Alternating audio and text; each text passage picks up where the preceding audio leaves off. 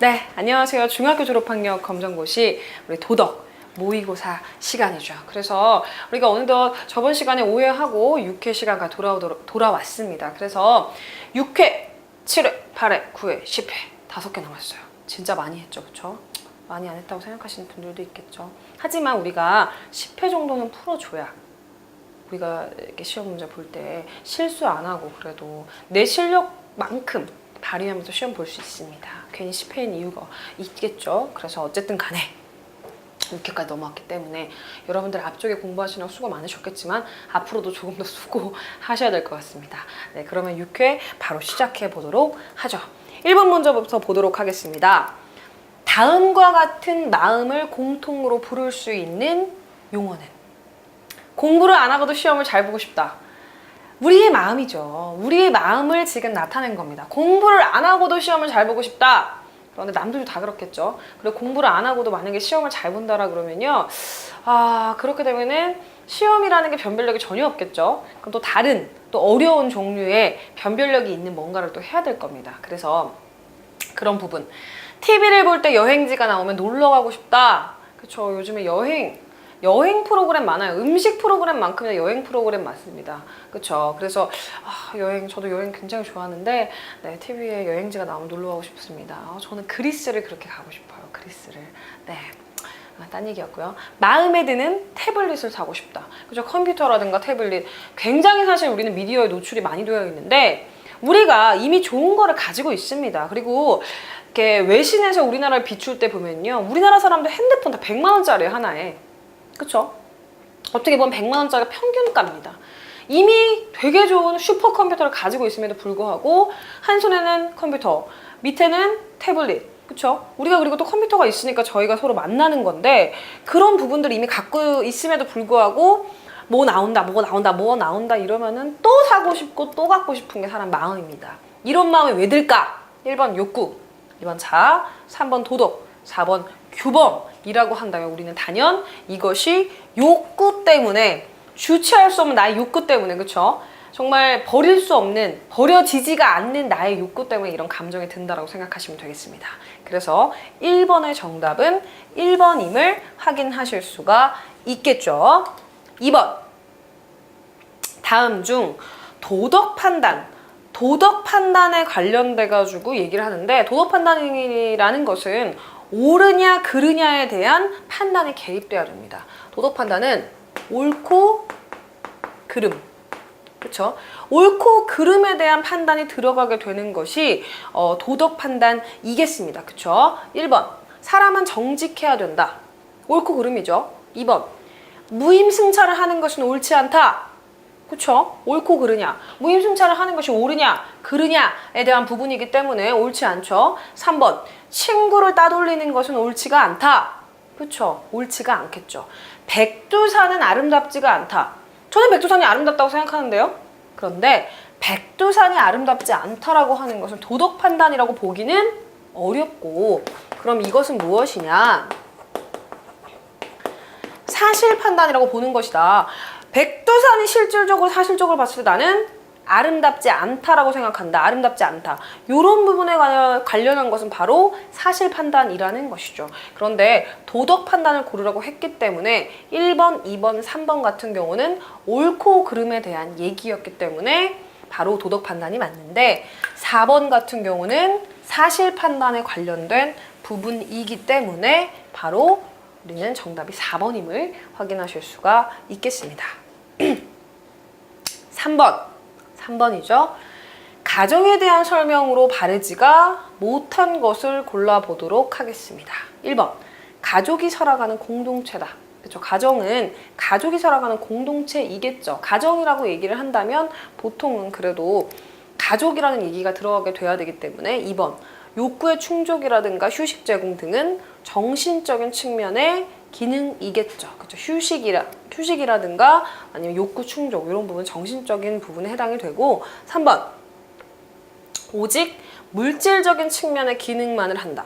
물질적인 측면의 기능만을 하지 않죠. 우리는 가정이 정신적인 측면의 기능도 충분히 하고 있다라는 것을 알고 있기 때문에 물질적인 측면이 아니라 정신적인 기능도 한다. 4번, 혼인. 혈연, 입양에 의해서 결합된 집단이다. 그쵸? 가정이라는 것은 굉장히 다양한 형태가 있습니다. 혼인이라고 한다면 부부가 있겠어요. 그쵸? 그리고 혈연이라고 한다면 뭐 아빠와 나, 엄마와 나, 아니면 내 동생과 나, 우리 언니와 나, 이런 부분들. 그리고 입양이라고 한다면 이제 자녀로 등록이 되죠. 자녀가 되는데, 우리나라 같은 경우는 이제 입양법상 만약에 이제 입양을 하게 됐을 경우에는 동거인으로 표시가 됩니다. 동거인. 그렇죠? 동거인으로 표시가 되기 때문에 우리나라 같은 경우 그것을 좀 문제가 있다고 생각하시는 분들도 있고 뭐 그럴 수 있다고 생각하시는 분들도 있죠. 그래서 이런 여러 가지 형태들, 다양한 형태들이 가정의 형태를 띠고 있다. 그래서 나머지 것들 1번하고 2번하고 4번은 맞는 얘기인데 지금 3번 같은 경우는 맞지 않기 때문에 물질적인 측면의 기능만 하고 있다라고 얘기를 하고 있죠. 그래서 맞지 않기 때문에 정답은 바로 3번임을 확인하실 수가 있겠습니다. 그쵸? 4번. 진정한 친구의 의미로 바르지 못한 것을 골라보도록 하겠습니다. 진정한 친구의 의미로 바르지 못한 것. 진정한 친구의 의미로 바르지 못한 것을 한번 골라보겠습니다. 1번. 나를 충고하고 격려하는 사람. 그쵸? 내 친구가 내가 잘못했는데 잘못했다 말을 해줘야 되죠? 다른 사람 얘기 안 해주겠죠. 상관없는 사람인데 뭐하러 얘기를 하겠어요. 그리고 얘기를 했다가 네가 뭔데 내 인생에 껴들어. 이렇게 할 수도 있잖아요. 그렇기 때문에 내 친구가 진정한 친구라고 한다면 아니면 내가 누군가의 진정한 친구라고 한다면 충고해주고 격려해주는 거 굉장히 중요하다라는 부분 말씀드리겠고 2번 나와 선의의 경쟁을 하는 사람 그렇죠. 선의의 경쟁을 해야 하는 게 굉장히 중요한 것이 뭔가 친구라고 한다면 좀 경쟁 심리도 가지고 서로 상생하고 발전할 수 있는 그런 관계가 되는 것도 굉장히 중요하다. 3번 언제나 나의 편을 들어주는 사람 4번 즐거운 체험을 나와 함께하는 사람 그쵸. 친구는 내가 어떠한 잘못을 저질렀더라도 내 편을 들어주는 것이 친구다. 이렇게 생각하시는 분들도 물론 있을 겁니다. 저도 뭐 물론 그렇게 생각할 때가 있는데 내가 정말 잘못된 부분을 했을 때는 얘기를 해줄 수 있어야 됩니다. 나한테 등을 돌린다 이런 부분을 얘기하는 것이 아니라 만약에 예를 들어서 내가 그러면 안 되겠지만 정말 법의 제재를 받아야 될 정도로 심각한 범죄를 저질렀을 때 근데 그것이 정말 명백하게 내가 의도해서 그렇게 된 것이다. 실수가 아니라. 그랬을 경우에 친구가 야 그렇게 죄 한번 저지를 수도 있지. 깜빡 한번 갔다 와. 이 친구 아니라는 얘기죠. 무슨 의미인지 아시겠어요? 내가 설사 깜빵을 갔다 왔더라도 나에게 똑같이 손을 내밀어주는 친구 그건 친구가 맞는데 깜빵이라는 말을 하니까 좀 그렇긴 하죠. 그쵸? 근데 어쨌건 간에 내가 법적인 제재를 받았을 때 그런 만한 행동을 했을 때 그렇게 내가 다 끝나고 나서도 친구가 나에게 손을 내밀어서 다시는 그러지 말자. 너 그때 정말 그건 잘못한 거야. 이렇게 말해주는 게 친구는 맞지만 야 그거 한번 죄 한번 저지를 수도 있지. 뭐 그렇게 한번 할 수도 있지. 뭘 그거 갖고 그래. 이거는 친구는 아니다. 그래서 언제나 나를 편을 들어준다라고 하는 것의 의미를 정확하게 봐줘야 된다는 것이죠. 그래서 정답은 4번에 3번임을 확인하실 수가 있겠습니다. 5번 문제죠. 5번 문제. 5번 문제. 다음 중 국가의 구성 요소에 대한 설명으로 옳은 것은 다음 중 국가의 구성 요소에 대한 설명으로 옳은 것을 골라보겠습니다. 영토, 국민들의 생활의 공간. 2번 국민, 각 나라 영토의 경계. 이건 국경이죠. 그쵸? 주권, 개인이 가지고 있는 권력, 주인된 권리로서 나라의 권력, 나라의 주인된 권리. 4번 영토, 한 나라의 국적을 가진 사람. 영토는 국민이 사는 땅, 국민들의 생활 공간 정도가 되겠죠. 그래서 국민, 주권, 영토 다 정답이 아닌데 1번에 있는 영토, 국민들의 생활 공간, 그렇죠? 국민이 사는 땅, 그렇죠? 그것에 해당하는 거 1번은 맞기 때문에 5번의 정답은 1번임을 확인하실 수가 있겠죠. 그렇죠? 그래서 국가의 구성 요소 중에 국민, 영토, 주권이 있습니다. 그래서 옛날에는 뭐 고르는 수준에 나오기도 했었어요. 뭐 국민 영토 주권 뭐 아니면 뭐 민족 의식 이래서 아닌 것은 그러면 민족 의식 고르고 막 이렇게도 했었는데 이렇게 뒤에 있는 설명까지도 우리가 충분히 알 수 있기 때문에 그런 식의 문제들도 이제 풀어보신 연습을 좀 해보셔야 되겠죠. 6번 문제 보시죠. 다음 중 민족의 구성 요소 중에 주관적인 요소는 무엇인가? 주관적인 요소를 골라보는 겁니다. 1번 혈연, 2번 지연, 3번 소속감, 4번 역사. 민족의 구성 요소 중에 주관적인 요소라고 얘기를 한다면, 그쵸? 주관적인 요소라고 한다면 민족 의식이라든가 뭔가 소속감 같은 것을 우리가 주관적인 요소라고 할 것이고, 혈연이라든가 지연이라든가 역사 같은 경우는 객관적인 요소에 해당이 된다는 얘기죠. 그렇기 때문에 6번의 정답은 3번 소속감이고, 그쵸? 민족 의식 정도까지도 좀 알아놓으시면 그것이 정답이 되겠습니다. 6번의 정답은 3번임을 확인하실 수가 있겠습니다. 7번 문제 보시죠. 7번. 다음 글에서 설명하는 개념으로 알맞는 것을 골라보겠습니다. 다음 글에서 설명하는 개념으로 알맞는 거. 개념으로 알맞는 거. 7번. 인간은 둘러싸고 있으면서 인간에게 직간접적으로 영향을 주는 자연적인 조건이나 사회적인 상황. 자연적인 조건이란 단어와 사회적인 상황이란 단어를 모두 포함하게 된 단어를 골라보면 됩니다. 1번 삶. 2번 환경, 3번 생물, 4번 도덕입니다. 그랬을 때 자연적인 조건을 얘기할 때 정말 뭐 풀이라든가 동물이라든가 이런 걸 환경이라고 하기도 하고, 우리가 무슨 얘기할 때 환경이 좋지가 않아, 상황이 별로 안 좋아, 이런 얘기할 때도 환경이라는 단어를 사용하죠. 그렇기 때문에 7번의 정답은 바로 2번 환경임을 확인하실 수가 있겠습니다. 그래서 7번의 정답은 2번이죠. 참 문제 쉬웠어요, 다. 그렇죠? 전체적으로 지금까지는. 8번. 자원에 관한 설명으로 올바른 것을 골라보는 문제예요. 자원에 관한 설명으로 올바른 거. 1번. 물과 공기는 유한한 자원이다. 자원에 대한 설명으로 올바른 거. 물과 공기는 유한한 자원이다. 2번. 석탄과 석유는 재생 가능한 자원이다. 3번. 재생 가능한 자원은 사용한 만큼 양이 줄어든다. 4번. 재생 가능한 자원이라도 생태계가 무너질 정도로 과도하게 사용하면 안 된다.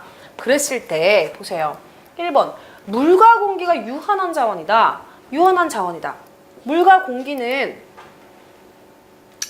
유한한 자원이다 라고 했을 때 우리가 우선은 유한하다고 하면은 한정이 있다라는 부분인데 물하고 공기는 있기는 있어요. 있기는 있죠. 무한하기는 해요. 우선은. 왜냐면 없어지지는 않으니까. 단지 오염이 될 뿐. 그 다음에 2번. 석탄과 석유는 재생 가능한 자원이다. 석탄과 석유는 웬만하면 재생 잘 안 되죠. 3번. 재생 가능한 자원은 사용한 만큼 양이 줄어든다. 그렇지 않겠죠. 4번. 재생 가능한 자원이라도 생태계가 무너질 정도로 과도하게 사용하면 안 되는 것이 맞기 때문에 8번의 정답은 4번임을 확인하실 수가 있겠습니다. 9번 문제죠. 다음 주장이 공통적으로 강조하고 있는, 그쵸? 공통적으로 강조하고 있는 역할로 옳은 거, 적절한 것을 골라보도록 하겠습니다. 첫 번째, 사람은 일을 통해서 나 자신을 드러낸다.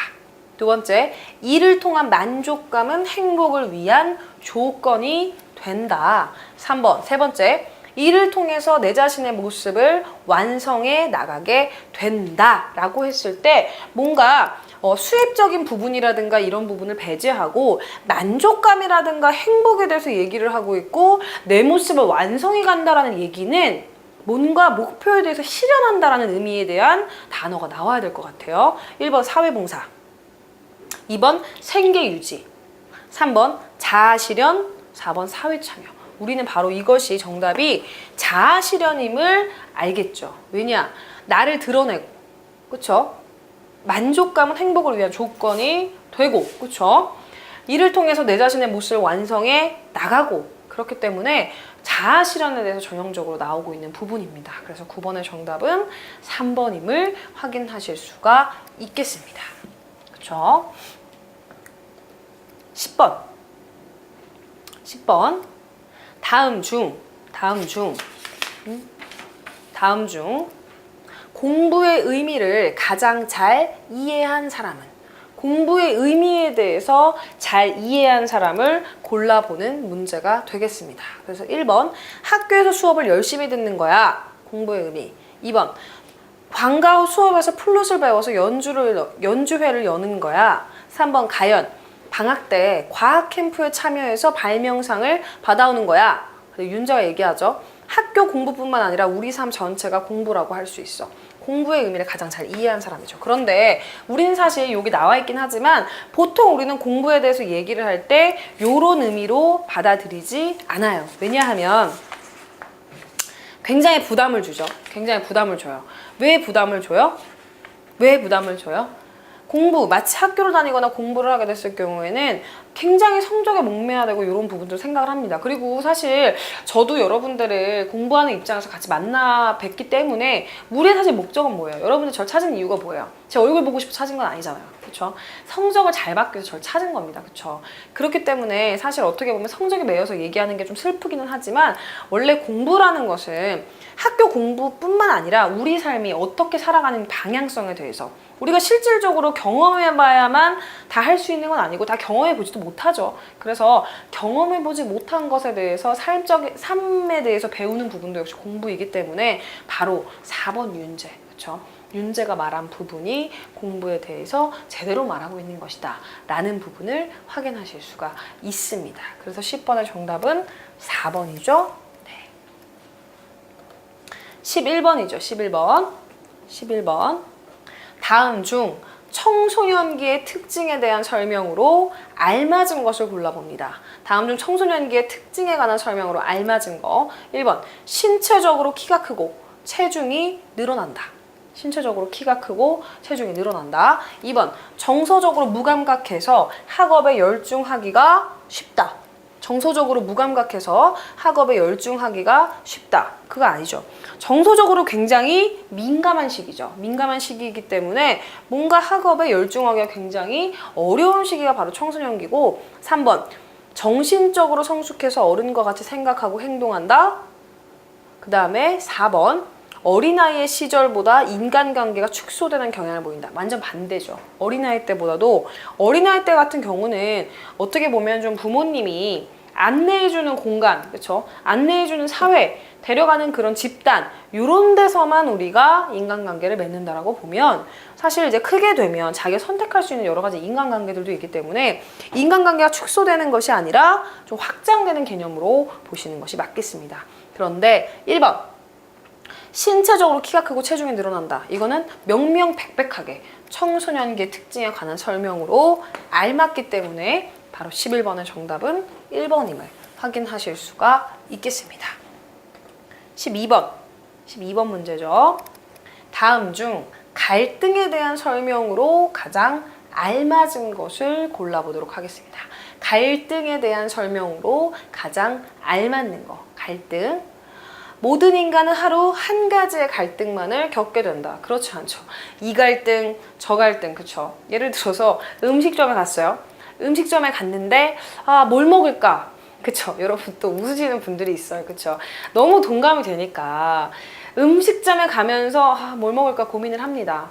그래서 어떻게 뭐 된장찌개를 먹을까 김치찌개를 먹을까 고민을 했는데 된장찌개를 결국에 선택을 했어요. 근데 옆에 딱 들어온 사람이 이모 김치찌개요 이래요. 그럼 또 그때 갈등 겪죠. 맛있을까? 부터 시작해서 그러면 어떻게 밥만 먹고 하나 더 시켜? 이런 갈등부터 시작해서 밥을 또 먹고 나서 뭐가 걱정이 돼요? 나 너무 살찌는 거 아니야? 덜 먹을 거야 부터 시작해서 그래서 우스갯소리로 얘기를 했지만 모든 인간은 하루에 한 가지의 갈등만 겪게 된다? 이것은 맞지 않죠. 몇 개, 수십 개, 수백 개의 갈등을 한 번에 겪을 수도 있습니다. 네, 그렇기 때문에 2번, 욕구와 당위 사이에서 갈등이 생기는 일은 거의 없다. 3번, 현재의 문제점을 알려주고 새로운 도전을 할 수 있는 원동력이 될 수 있다. 욕구와 욕구 사이의 선택의 어려움을 겪는 것으로 개인의 내부에서만 발생한다. 그랬을 때 우선 3번이 정답임을 알 수 있죠. 현재의 문제점을 알려주고 새로운 도전을 할 수 있는 원동력이 될 수가 있다라는 부분이 바로 갈등에 대한 설명으로 옳은 것이고 욕구와 욕구 사이에서 선택의 어려움을 겪는 것으로 개인의 내부뿐만 아니라 외부에서도 발생하고요. 집단, 개인 간, 개인의 개인 간, 집단 간의 모든 갈등이 일어날 수 있습니다. 그렇기 때문에 12번의 정답은 3번임을 확인하실 수가 있겠죠. 12번 정답은 3번임을 확인하실 수가 있고, 다음 내용과 가장 관계 깊은 것은, 관계 깊은 거 골라보도록 하죠. 하나의 민족임을 자랑스럽게 여기고 나라를 지키며죠. 지며가 아니라 지키며 발전시켜오는 과정에서 형성이 된다. 민족의 동질성을 바탕으로 공동의 목표를 추구하는 공동체이다. 그렇죠? 하나의 민족임을 자랑스럽게 여기고 나라를 지키며 발전시켜오는 과정에서 생긴다. 그거는 뭔가 민족 혹은 공동체 이런 부분들과 관계가 깊을 것 같아요. 그렇죠? 1번 국가 공동체, 2번 민족 공동체, 3번 지역 공동체, 4번 목표 공동체. 그랬을 때 동질성이라든가 그런 부분들, 민족에 관련된 부분들 다루고 있는 부분은 바로 민족 공동체에 대한 부분이었기 때문에 13번의 정답은 우리가 2번임을 바로 확인하실 수가 있겠습니다.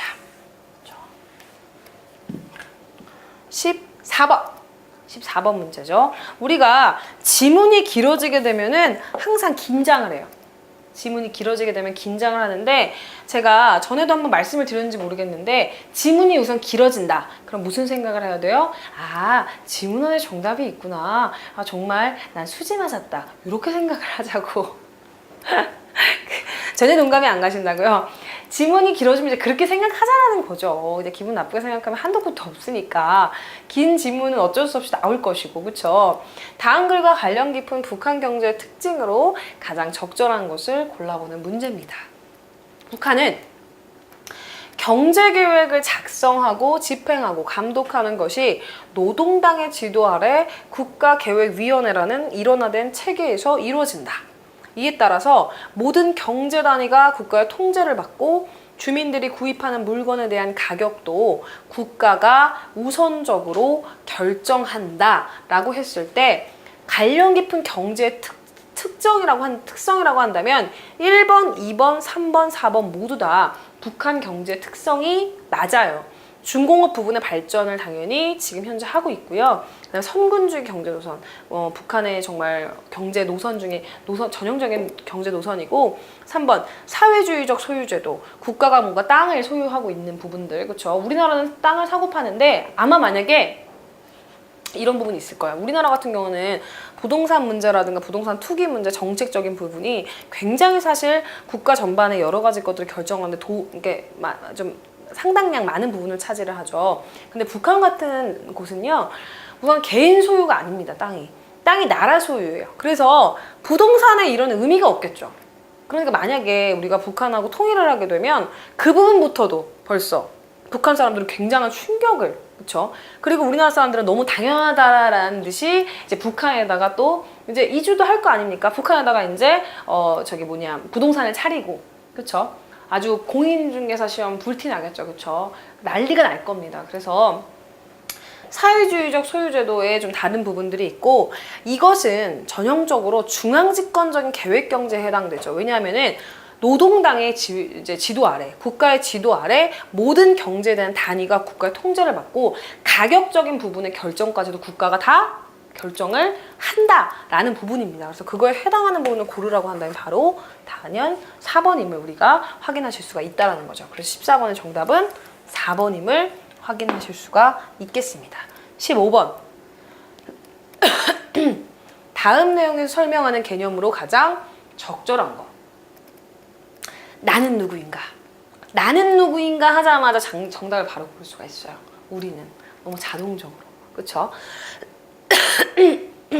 나를 구성하는 것은 무엇인가? 라는 질문, 현실의 나가 나의 전부라고 말할 수 있는가? 뭐 이런 뭔가 철학적인 종류의 질문들, 이런 부분들을 우리는 생각을 한다라고 하면은 떠오르는 단어가 있죠. 그렇죠? 떠오르는 단어가 있죠. 한 개인의 자신은 누구이며 어디에 있으며 어디로 향해 가고 있는가에 대해서 지니는 자각, 100% 자아 정체성에 관련된 질문이겠죠. 그래서 1번 인격, 2번 상업주의, 3번 모방심리, 4번 자아 정체성에 대한 것이었습니다. 그래서 15번 나는 누구인가가 바로 전형적으로 우리가 자아에 대해서 얘기하고 있는 부분이죠. 그래서 도덕을 배웠던 우리가 초등학교 졸업학력 검정고시, 중학교 졸업학력 검정고시, 그리고 지금 우리 중학교 졸업학력 검정고시 거의 마무리 단계에 와서 공부를 하고 있는 친구들이라면 기본적으로 나는 누구인가 라고 한다면 자아라는 말이 가슴에서부터 끌어올라야 정상인 겁니다. 그래서 정답은 15번에 4번임을 확인하실 수가 있겠습니다. 16번 문제죠. 16번. 다음 글에서 설명하게 되는 내용을 포괄하는 개념으로 적절한 것은 무엇인가? 현실적인 목적과는 무관하게 유의충동에서 비롯된 자유로운 정신활동. 현실적인 목적과는 무관하게, 관련이 있을 수도 있지만 무관할 수도 있다. 의미 있고 가치 있는 세계를 창조해내려는 사람다운 삶의 요구와 관련된 정신활동과 그 산물. 그쵸? 그래서 1번 문학, 2번 미술, 3번 예술, 4번 음악에 관련됐을 때 우리 정답이 예술임을 확인하실 수가 있죠. 그래서 우리가 보통은 신미주의라든가 도덕주의와 관련돼서 예술에 대해서 질문을 보통 하곤 하는데, 우리가 이제 고등학교 수준에 가게 되면 이제 외설이냐 예술이냐에 대한 부분들도 얘기를 합니다. 굉장히 재밌겠죠? 재미있습니다. 네, 그래서 우리는 중학교 수준에 지금 있기 때문에 지금 여기서 묻고 있는 부분은 이런 활동이 무엇인가 를 고르는 것이죠. 그래서 문학도 그렇고 미술도 그렇고 음악도 그렇고 다 예술의 한 분야이고, 예술은 그것들 모두 포함하고 있기 때문에 16번의 정답은 3번임을 확인하실 수가 있겠습니다. 17번 길어졌어요. 17번에도. 그래서 우리가 뭐라고 생각을 하면 된다 그랬어요? 아, 지문이 길어졌구나, 정답을 여기서 찾자라고 생각하시면 된다라고 했죠. 17번. 다음 글에서 설명하고 있는 인간의 특징으로 가장 적절한 것을 골라보겠습니다. 동물은 각기 생존에 필요한 생물학적인 능력이 있지만 인간의 생존을 위한 그런 능력이 부족하였다. 이 때문에 프로메테우스는 천상의 신에게서 기술과 불을 훔쳐서 인간에게 주었다. 인간은 불을 사용해서 무기를 만들어 다른 동물을 정복하고 농기구를 만들어서 토지를 경작할 수 있었다. 보시면 동물은 자기가 혼자 살아갈 수 있는 생물학적인 능력이 있대요. 예를 들어서 맹수는 사냥을 해서 식사를 하죠. 밥을 먹어요. 그렇다고 하면 필요한 건 뭐예요? 단단한 이빨, 그쵸? 그 다음에 뭐 발톱, 그 다음에 용맹스러운 성격, 혹은 빨리 달릴 수 있는 다리, 이런 부분들이 있겠죠. 그랬을 때 뭐 잡혀먹는 토끼라든가 이런 동물들은 뭔가 민첩함, 토끼는 또 귀가 크죠. 이런 부분들, 그런 부분들을 다 가졌는데, 사람들은 유일하게 포유류 중에서, 물론 고래 이런 포유류도 있지만, 그러니까 동물 중에서 4발 달린 짐승, 2발 달린 짐승 다 포함해가지고 바로 걸을 수 없는 유일한 동물이죠. 어떻게 보면 말이라든가 소라든가 양이라든가 이런 동물들은 거의 24시간인가? 48시간인가? 그 안에 일어나지 못하면 사망한다고 봐야 되죠. 왜냐면 일어나서 엄마 쭈쭈를 먹어야 되는데, 그럼 살아야 되는데. 근데 우리 인간은 아니죠. 안아가지고 먹여주고 재워주고 씻겨주고, 그쵸? 예뻐해주고 울면 안아주고 그렇게 하죠. 그래서 그런 부분들 능력이 부족해서 프로메테우스는 천상의 신에게서 기술과 불을 훔쳐서 인간에게 줬대요. 사용했다라고 하죠. 도구를 사용했다라고 얘기를 하죠. 다른 동물을 정복하고 농기구를 만들어서 경작했다라고 얘기를 하죠. 이 얘기는 무슨 얘기예요? 전형적으로 도구적 인간에 대한 설명인 것이죠. 사람은 어쨌든 가진 몸 자체로는 기능적인 부분이 나이를 먹으면서 뭔가 개발이 될 수는 있지만 당장 살아가기엔 다 부족한 부분들로 이루어져 있습니다. 그래서 이런 인간에게 프로메테우스가 그리스 신화에서 도구를 주었다라고 했고, 그 도구를 사용해서 인간들은 어쨌든 대부분의 생물체에서 가장 상위에 올라가 있다라고 보시면 되겠습니다. 그래서 17번의 정답은 바로 도구적인 인간에 대한 설명이었기 때문에 17번의 정답은 2번임을 확인하실 수가 있겠습니다. 18번 문제죠. 18번 문제. 청소년기에 대한 설명과 특징으로, 청소년기에 대한 설명과 특징으로 관련이 먼 것 찾으래요. 1번, 처음 경제적인 활동을 하는 시기다. 2번, 자아 정체성을 형성하는 시기다. 3번, 스스로 가치관을 세워가는 시기다.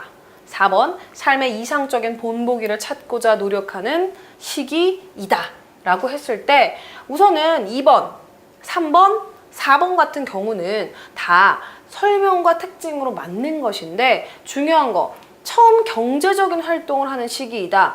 경제적인 활동 그 전부터 할 수도 있어요. 그리고 청소년기 안 해볼 수도 있고 그 다음에 나중에 성인이 된 다음에도 할 수 있기 때문에 뭔가 특징으로 꼽기에는 그쵸? 그럴 수도 있고 아닐 수도 있어서 18번의 정답 같은 경우는 1번임을 확인하실 수가 있겠습니다.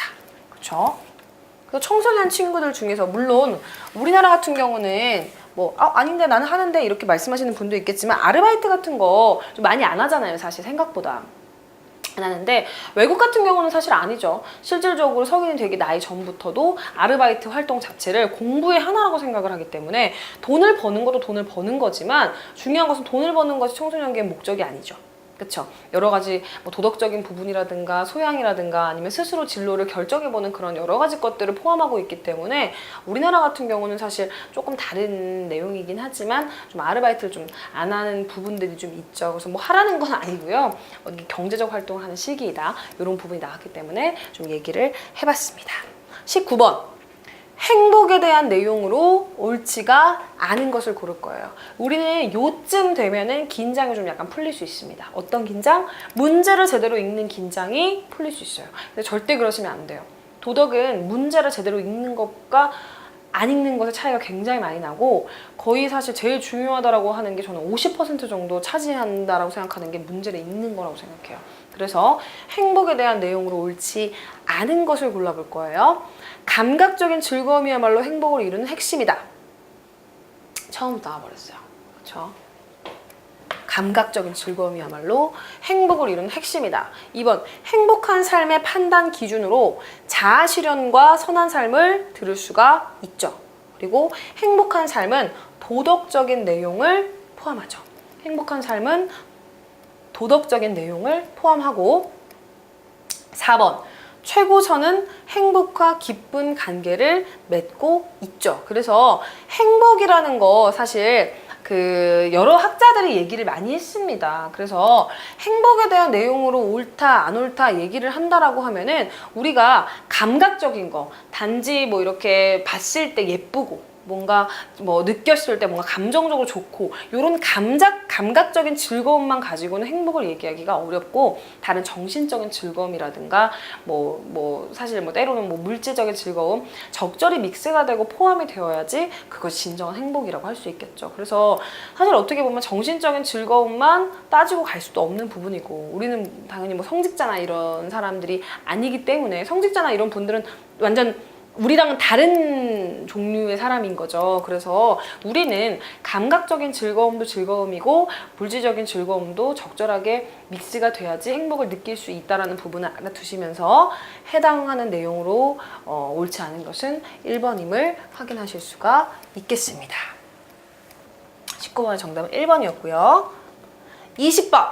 20번이죠. 인간다운 삶을 영위한다라는 것의 의미가 아닌 것은 우리가 인간다운 삶을 산다 이런 얘기 하잖아요. 영위하는 것의 의미가 아닌 것은 1번 생명 이어가는 거 그쵸? 2번 인간 존엄성을 유지하는 거 3번 타인을 배려하고 존중하는 거 4번 타인과의 경쟁에서 살아남는 거 그랬을 때 인간다운 삶을 영위한다라고 했을 때 당연히 생명을 이어가는 것, 이 부분은 생명윤리에 관련된 부분이죠. 사람이 인간다운 삶을 살려고 하면은 생명이 없다라고 하면 사람이 산다라고 말하기가 굉장히 어렵겠죠. 그래서 우리가 생명윤리에서 가끔씩 얘기할 때 생명에 대한 여러 가지 논쟁들이 있잖아요.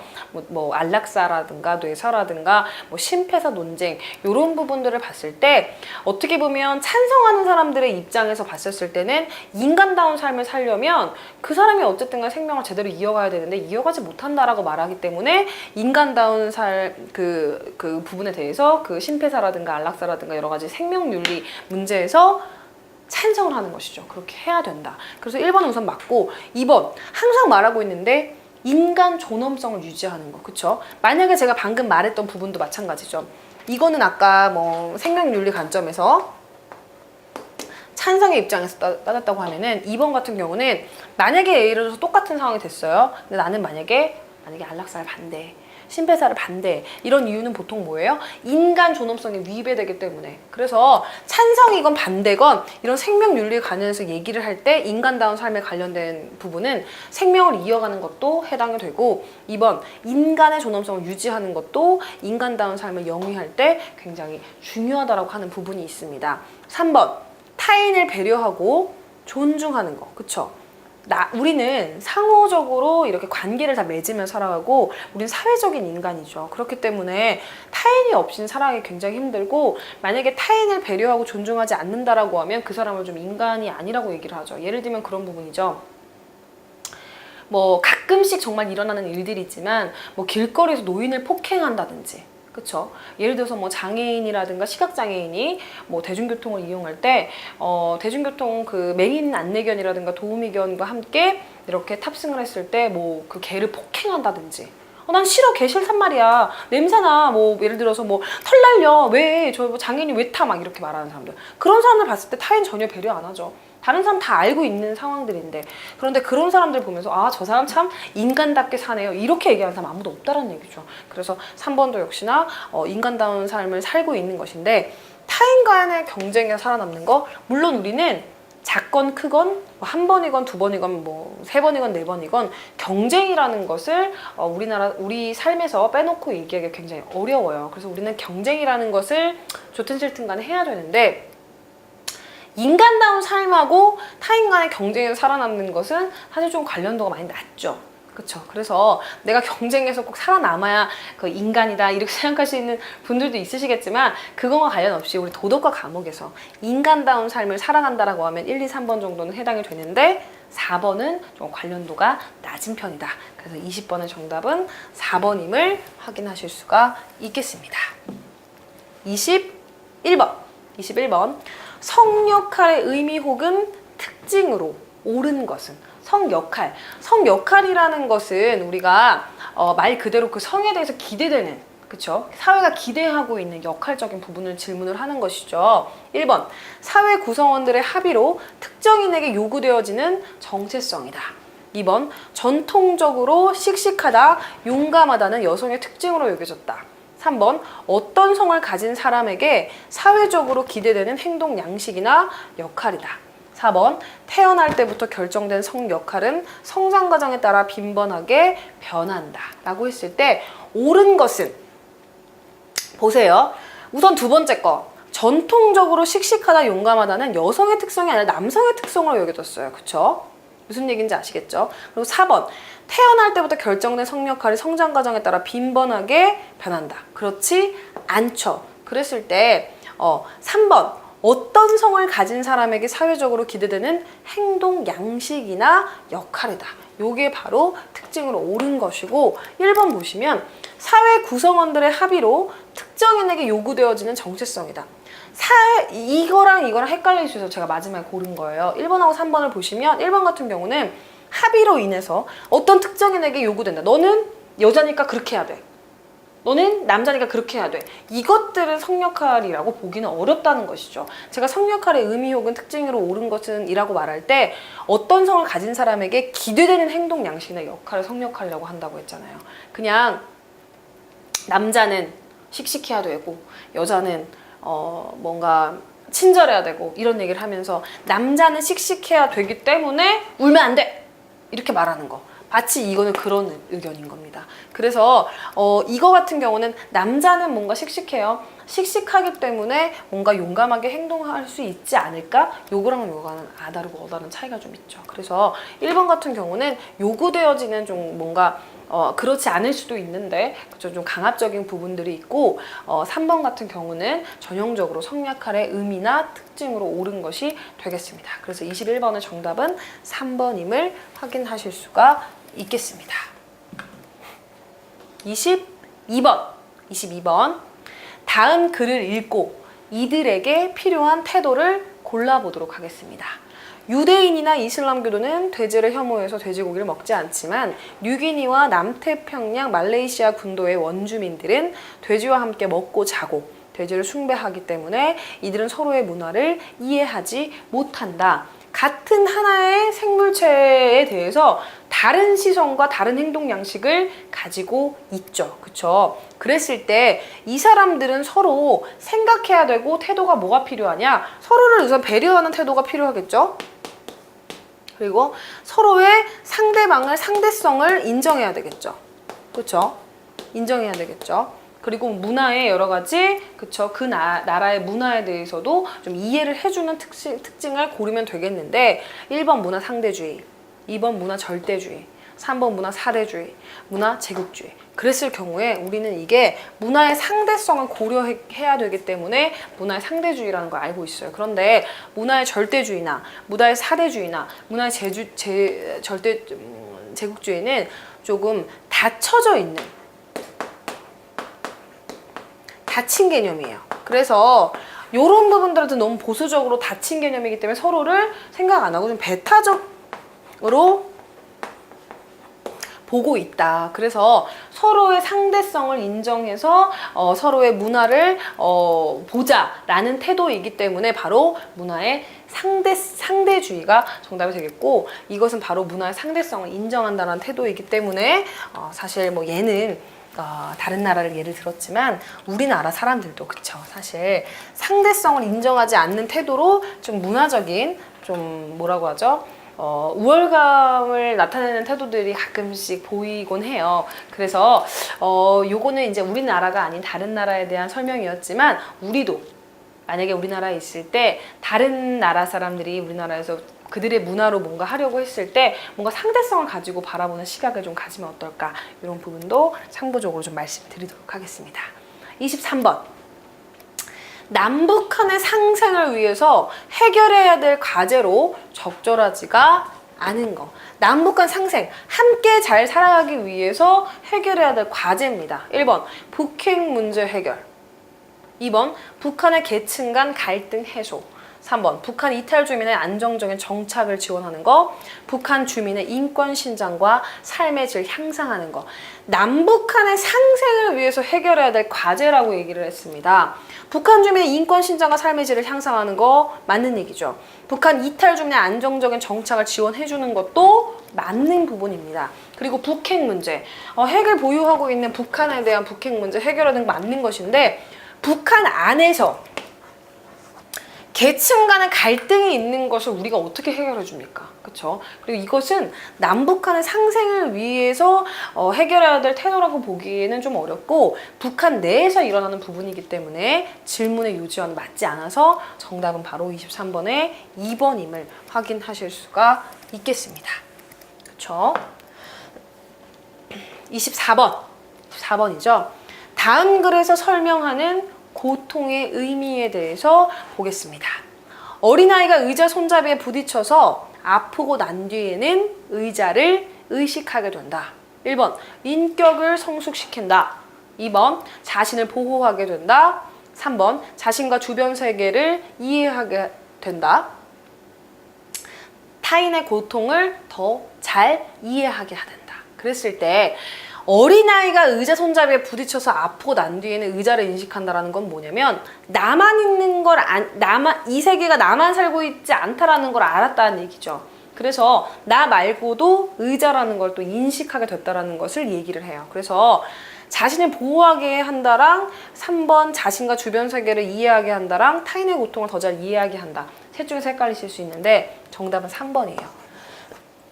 왜냐?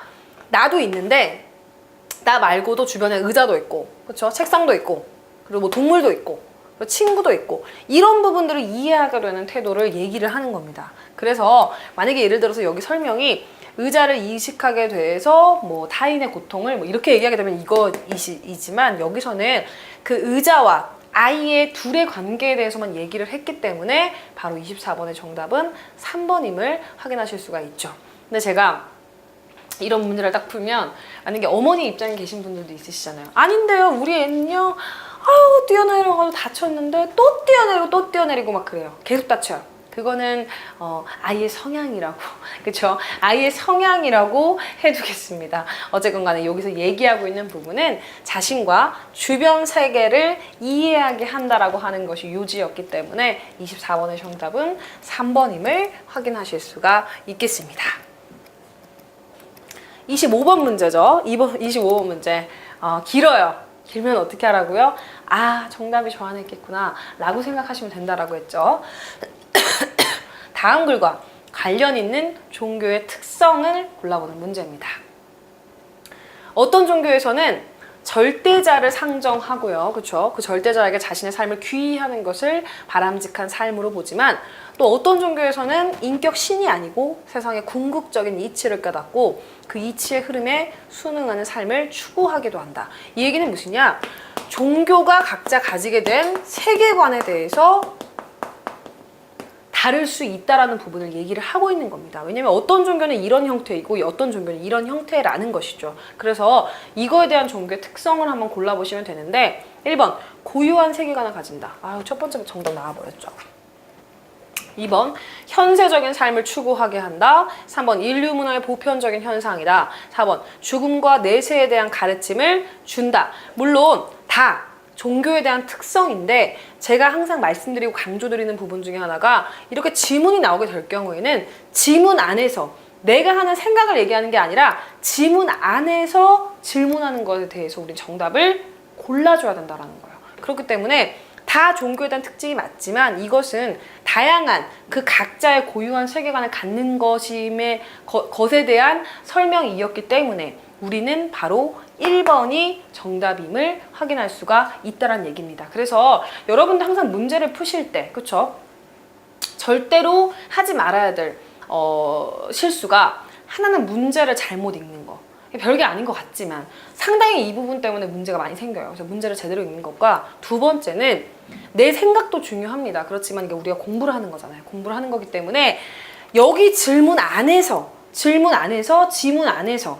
골라라 라고 한다면 내 생각을 고르는 것이 아니고요. 그것에 대한 정답을 고르셔야 됩니다. 지금 딱 이런 문제가 전형적으로 바로 그거에 해당하는 문제인데 1번, 2번, 3번, 4번 다 종교의 특성이 될 수 있어요. 그런데 여기서 말하고 있는 이 지문에 나와 있는 종교성의 특성은 바로 1번 하나라는 얘기인 거죠. 그래서 이런 식으로 문제를 푸는 연습을 하셔야 된다는 거 말씀 좀 드리도록 하겠습니다. 그래서 우리가 6회차에서는 그쵸? 6회차에서는 욕구를 시작으로 해서 우리가 이제 도덕 판단이라든가 아니면 이제 국가와 민족 항상 빼놓을 수 없는 부분들, 그 다음에 이제 환경에 대해서 우리가 얘기를 항상 하죠. 환경에 대해서 얘기를 할 때도 여러 가지 뭐 인간 중심주의라든가 뭐 생태 중심주의 이런 부분들 좀 포함해서 얘기를 하고 있고요. 그 다음에 이제 우리가 자원적인 부분들 이렇게 막 사용했을 때 나중에 무슨 문제가 생길 수 있는가에 대해서도 우리가 묻는 문제들이 있었고 일이라든가 공부 그리고 우리가 대부분 중학교 졸업학년 검정고시 같은 경우는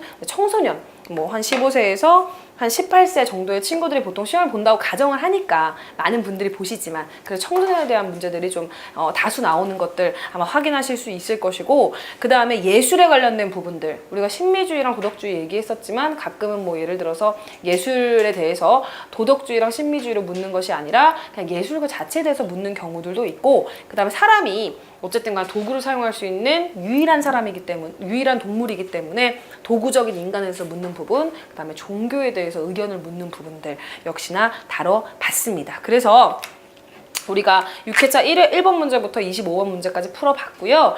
여러분들 이해 안 가시는 부분들은 아시죠? 제가 설명해드린 거 필기하신 거 꼼꼼히 다시 보시면서 이제 공부를 좀 하신다면 훨씬 더 문제를 몇 문제 풀어보는 것보다 도움이 되실 겁니다.